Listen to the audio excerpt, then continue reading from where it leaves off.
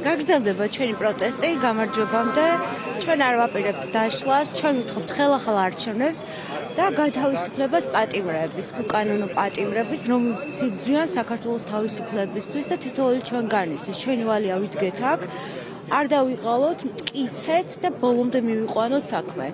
ხელახალი არჩევნები არის გამოსავალი ამ სიტუაციაში. ბავშვები დაგვისახიშეს სისხლის იყო სავსე პოლიციის მანქანები და სისხლი იყო მაინც არ ეცოდებოდა სცემდნენ იმ ბავშვებს. იმ დროს აქ ვიყავი და ვერაფერს ვერ ვშველოდი ამ ბავშვებს.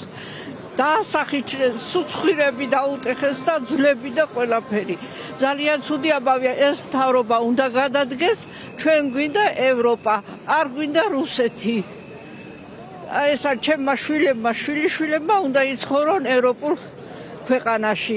არ გვინდა ეს რუსული ჩექმა აქ იყოს კიდე. რამდენჯერ გადაგვიარა იმ რუსულმა ჩექმა.